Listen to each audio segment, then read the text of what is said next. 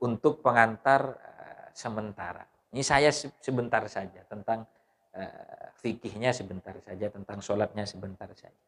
Karena ini sudah lama mulai tadi. Ini kan meskipun pemanasan sudah terlalu panas kayaknya.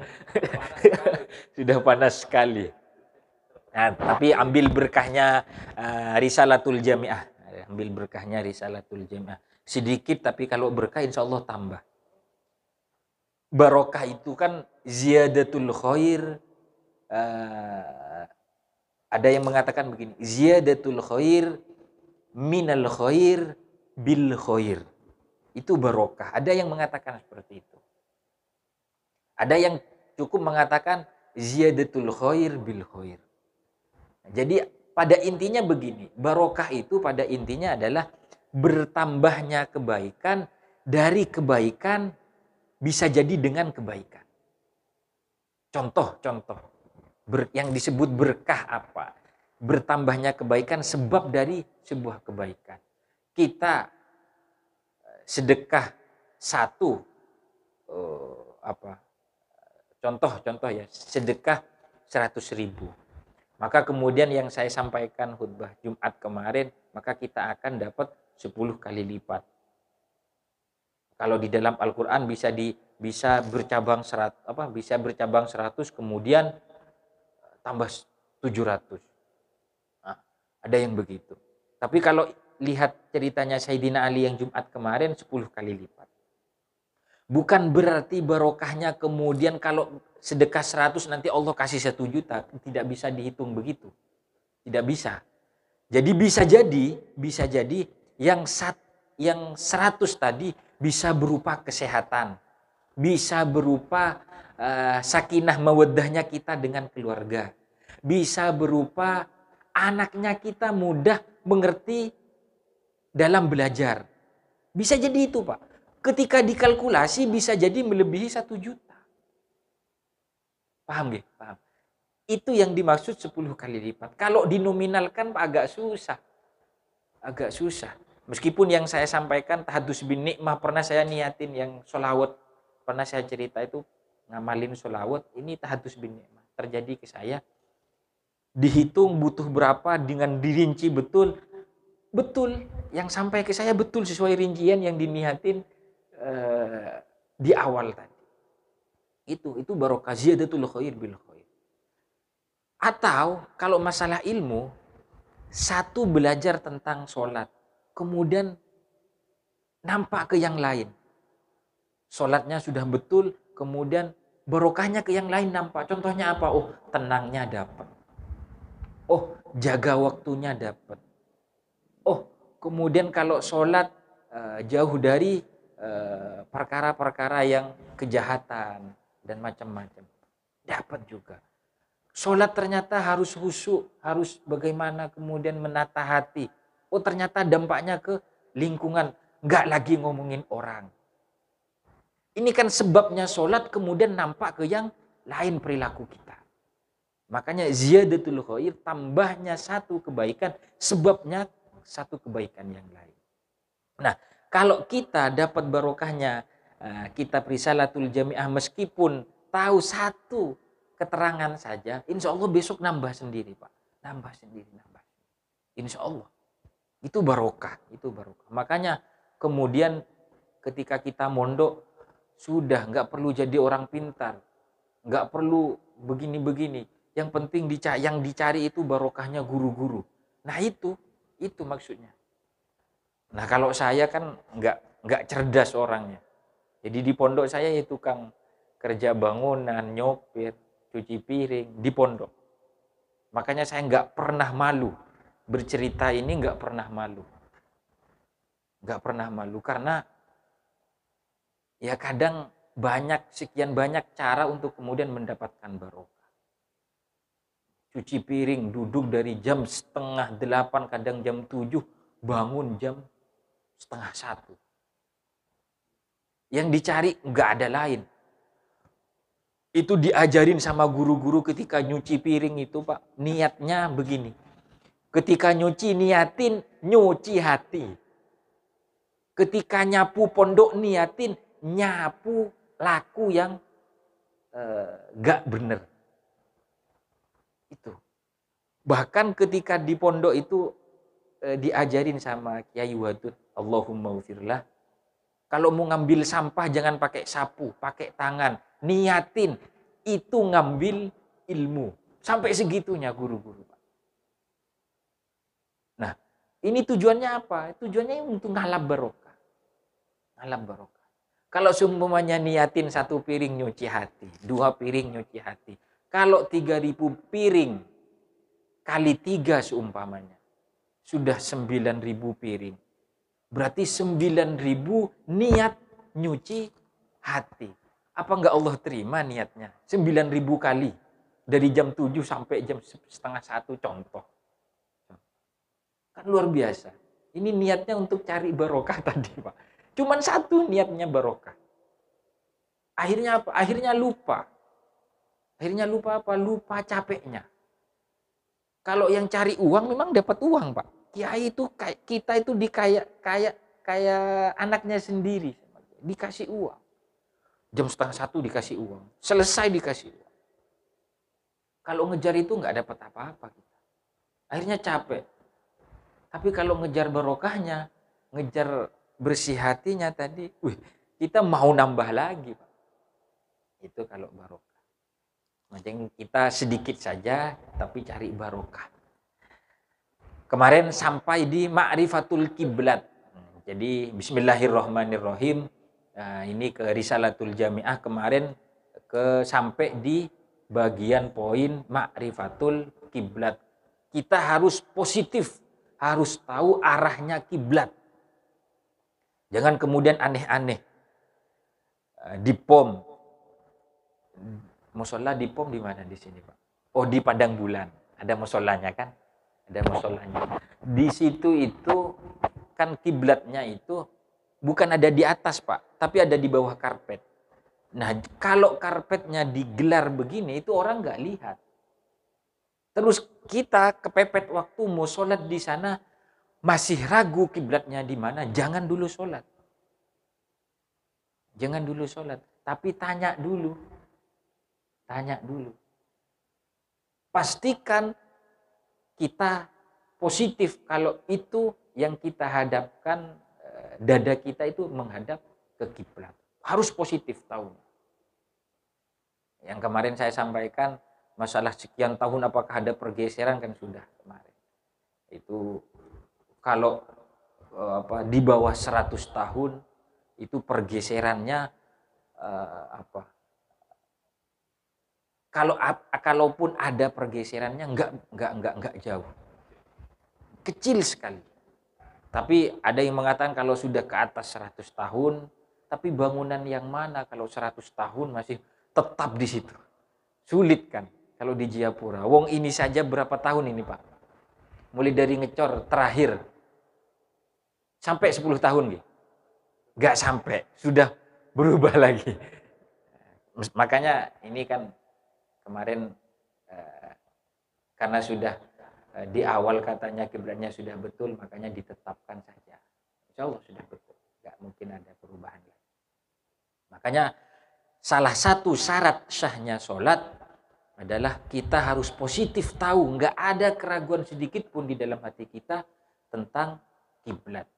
Beda kalau naik pesawat Makassar ke sini yang cerita kemarin. Kalau naik mobil kan masih tahu ya. Kalau dari Arso ke sini kan masih tahu kapan hadap ke kiblat. Nah, pas hadap ke kiblat takbir. Perkara setelah takbir kemudian mobilnya belok-belok kan nggak mungkin lurus. Dari dari Arso lurus kan nggak mungkin. Yang penting pas takbir blek. Karena kepepet dan kalau nunggu ke masjid berikutnya nggak sampai seumpamanya. Tapi bisa dipastikan kalau orangnya begitu dari Korea dari Arso ke sini, ya bisa dipastikan ada sedikit lalai pasti. Meskipun boleh jamak dan kosor, ge. Ini kalau diumpamakan Arso sampai sini nggak ada masjid. Sekarang masjid di mana-mana.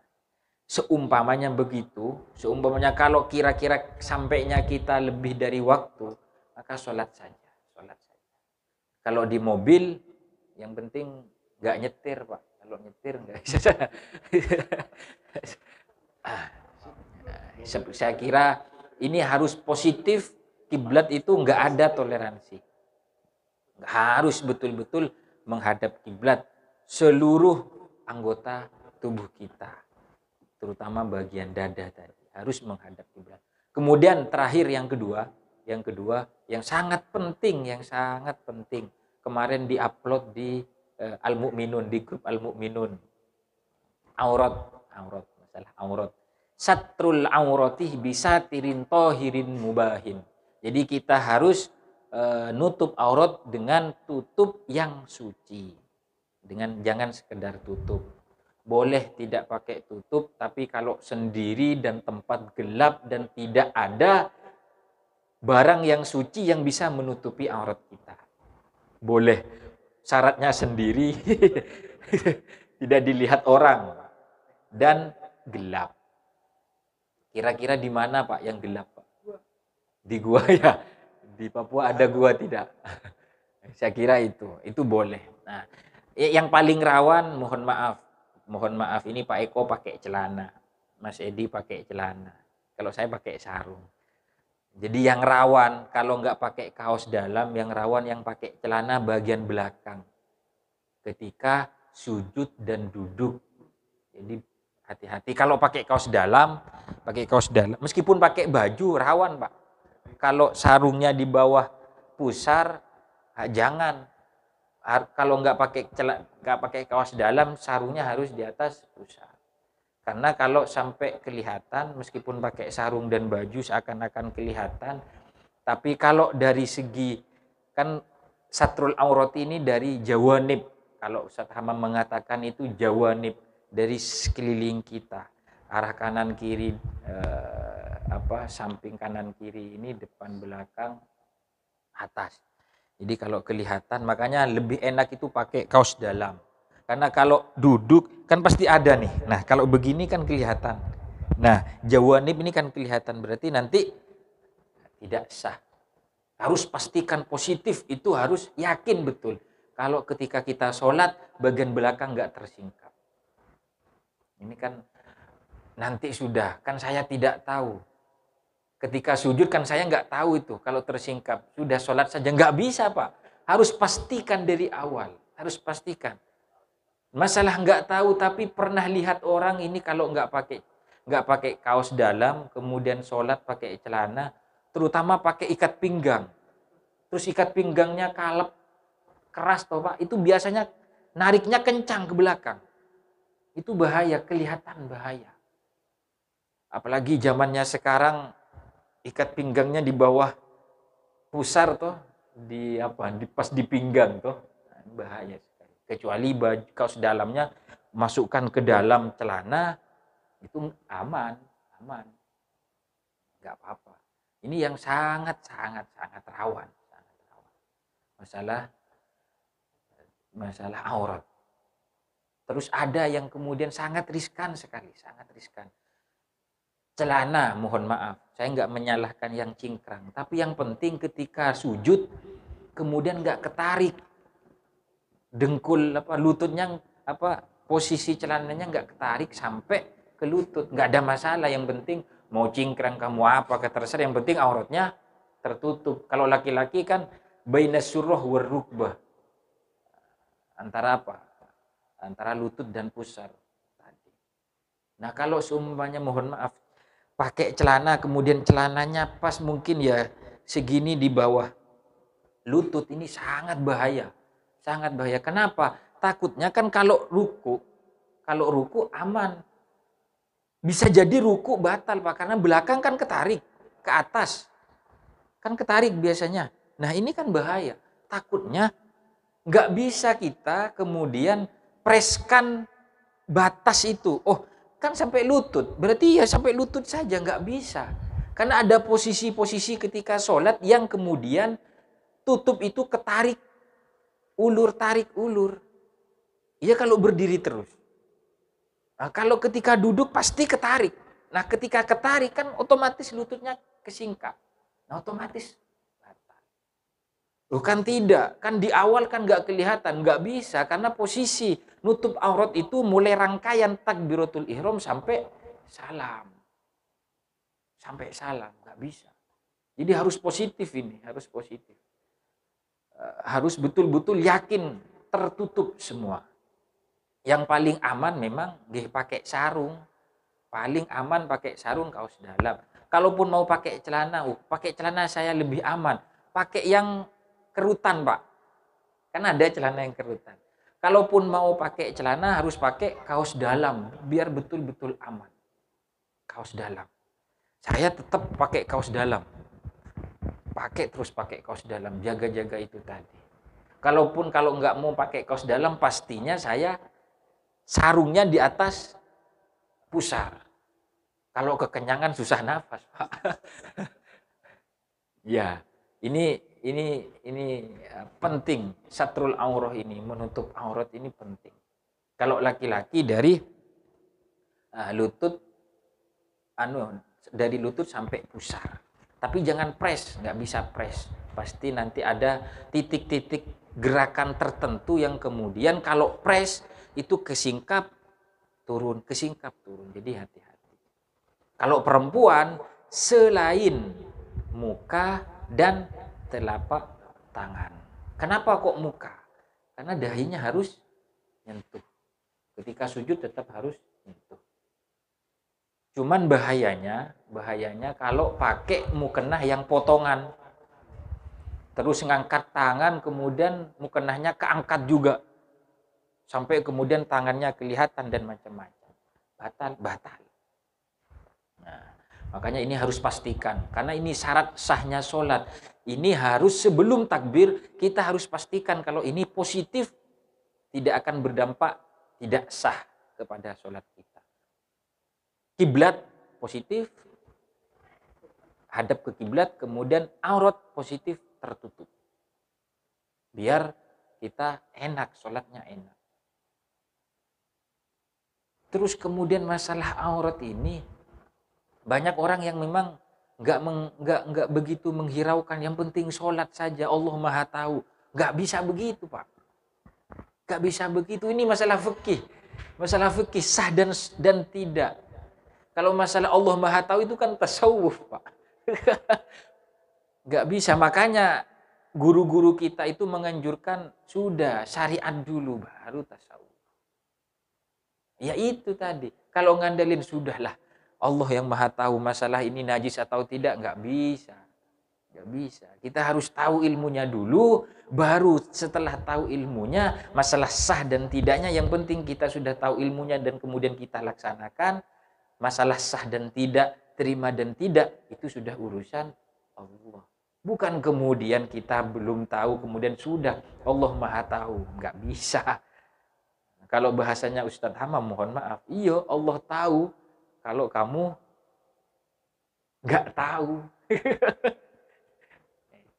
Ini kan bahaya. Ini kan seperti ini bahaya. Jadi memang enteng, kayaknya enteng. Masalah aurat saya tahu. Tapi kalau dienteng-entengkan bahaya. Ada titik-titik tertentu yang kemudian berdampak negatif ke sholat kita. Ini padahal masalah sholat. Ini kan kalau sholatnya batal kan jelas tidak diterima. Meskipun masalah terima dan tidaknya itu hak prerogatif Allah. Tapi secara fikih sudah batal. Masa Allah menerima sholat yang batal? Kan kira-kira begitu. Logika fikih. Tapi semuanya hak prerogatif Allah. Bisa jadi diterima, bisa jadi tidak. Kan begitu.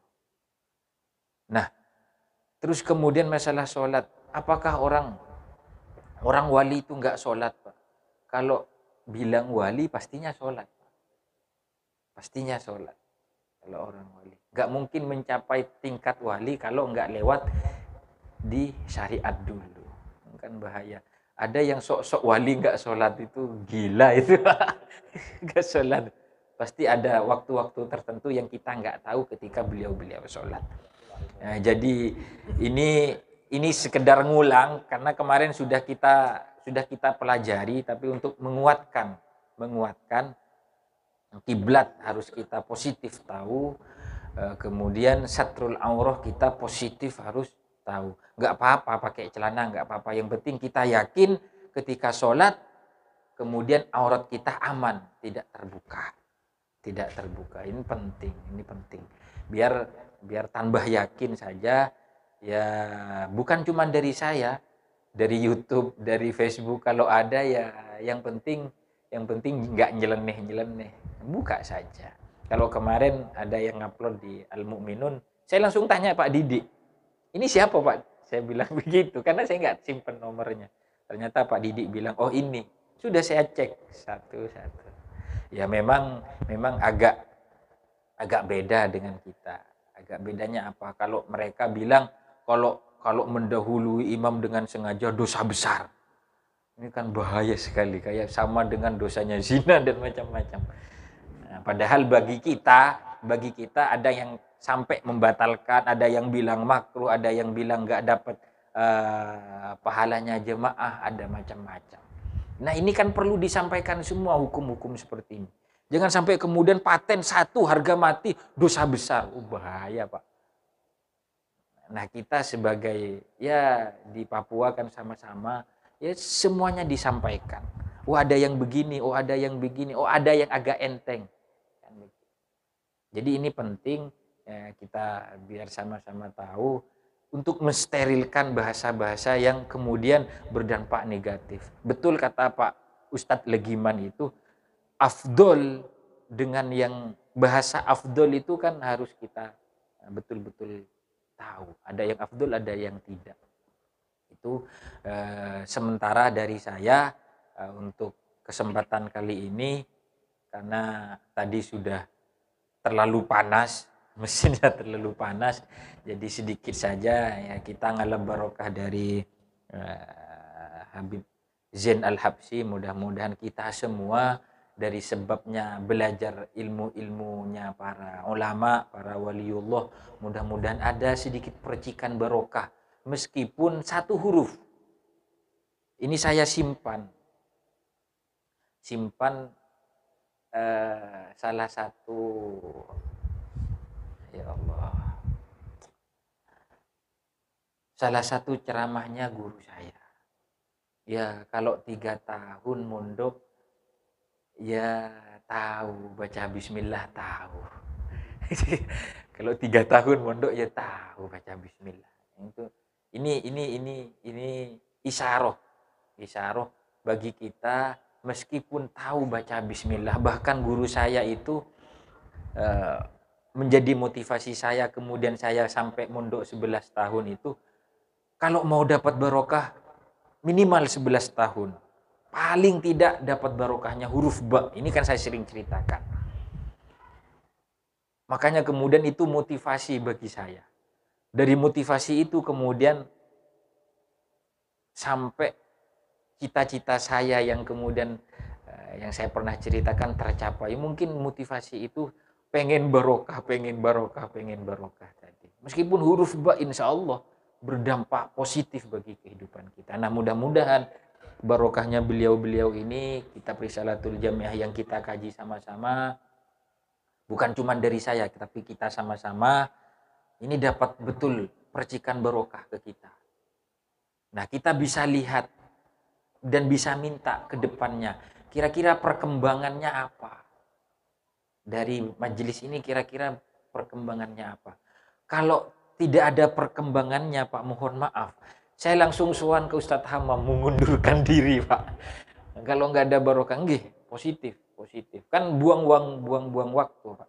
Mendingan kan Ustadz Hamam atau Gus Ruf atau Ustadz Amin yang suruh saya datang ke sini mintain tolong untuk kaji ini. Kalau nggak ada perkembangan kan eman waktunya kan. Saya langsung sowan ke Ustadz Hamam mengundurkan diri. Jadi kalau nggak ada perkembangannya, kalau ada sama-sama, bukan saya sendiri, sama-sama. Ini penting. Siapa tahu ada yang tanya di jalan, tanya ketika kapan, kita sudah bisa jawab, paling tidak ada poin-poin tertentu yang kita yakini kalau itu betul. Penting. Karena sering diomongkan sama guru-guru itu, Satu, tahu niat, tahu baca Al-Quran. Dari tahu baca Al-Quran, kemudian tahu baca niatnya sholat. Kemudian niatnya sholat dipakai terus sampai ila yaumil qiyamah. Di samping dia tahu, kemudian dia ajarkan. Nah, itu semua dapat, Pak. Dia belajar ke siapa? Al-Qur'annya, gurunya dapat. Dia ngajarkan ke siapa? Tadi doa kuno, doa niat subuh seumpamanya. Ngajarkan ke siapa? Ketika niat subuhnya dipakai, dia juga dapat, gurunya juga dapat. Terus begitu. Kalau ada orang yang tanya ke kita, kemudian kita bisa jawab, yang kita yakini jawaban kita itu betul tentang yang kita kaji di Risalatul Jami'ah tadi, kita dapat barokahnya. Syekh Habib Zain Al-Habsyi juga dapat barokahnya. Tentunya guru-guru kita kayak Ustadz Hamam yang komandan kita juga dapat. Begitupun kita juga dapat. Kalau dipakai sampai meninggal sholatnya, Pak, nggih, pahalanya sampai meninggal kita dapat, Pak. Itu gunanya ilmu. Gunanya ilmu. Jadi kalau ada yang tanya kemudian kita yakini itu betul, sudah, kita tinggal jawab. Oh, zikir itu haram habis sholat. Kata siapa? Al-Adhkar buka. Kan? Ya memang kata Gus Kausar itu, kalau orang yang mampu mengkaji fikih dengan baik, yo kayak gagah, memang betul, Pak. Ya, memang kayak betul, kayak gagah, padahal yo biasa-biasa saja. Tapi kalau memang ada yang tanya begitu, kan sudah tahu kemarin. Kalau ada, kita sudah yakini kalau yang kita wiritin habis sholat ada hadisnya. Di mana? Di Bukhari Muslim. Dikumpulkan di kitab apa? Di Al-Adhkar. Karangannya siapa? Syekh Nawawi. Ada di mana kitabnya? Ada di Al-Mu'minun. Gampang. Mana kitabnya saya baca? Kasih baca sendiri, Pak. Pernah, Pak. Pernah ada yang minta jawaban, saya foto kitabnya, kemudian screenshot sama saya, dipotong yang jawaban yang diminta, kemudian saya kirim ke orangnya. Apa jawabannya? Mohon maaf, Pak, saya nggak bisa baca kitabnya. Oh, nanti ketemu saya. Tapi sampai sekarang nggak ketemu. Artinya apa? Yang penting kita kasih jawaban. Perkara diterima atau tidak kan, ya urusannya dia kan. Kayak seperti itu. Yang penting kita yakini insya Allah betul. Kemarin kita sudah kaji sampai tuntas. Yang pertama, kajian yang pertama sampai tuntas dari syarat sahnya sampai zikirnya kita. Kalau itu semua amalan ada kitabnya. Apa yang kita baca ada kitabnya. Bukan cuma kitabnya, hadisnya ada, Pak. Nah, jadi seperti itu. Kan kalau sudah yakin, kalau ada yang tanya, oh ada, Pak. Tapi nggak perlu ngotot, Pak. Nggak perlu ngotot. Kadang ada yang ngotot. Ah tidak, Pak. Itu yang betul kayak saya, Pak. Oh tidak, Pak. Jangan, nggak usah. Yang penting, oh ada, Pak, di sini kitabnya mau diterima, ya sudah. Kalau nggak diterima, ya sudah. Santai saja. Wong itu nggak mengurangi martabat kita. Kan kira-kira begitu, Pak. Nah, kalau sudah tahu kan alhamdulillah. Kayak seumpamanya bacaan ruku. Bacaan ruku. Dari mana? Nggak ada itu. Dari mana? Ada, Pak, ada. Al-Adhkar ada. 3 kali cukup, Pak. Kalau mau yang sunnah, sama bacanya dengan Ali Imran lamanya. Nggak apa-apa, sumpamanya kan begitu. Ya paling tidak ada yang nempel sedikit, ada perkembangan yang bisa kita sama-sama kerjakan ke depan, yang ada perubahan kan alhamdulillah. Yang jelas itu adalah barokahnya Habib Zain Al-Habsyi, bukan barokahnya saya.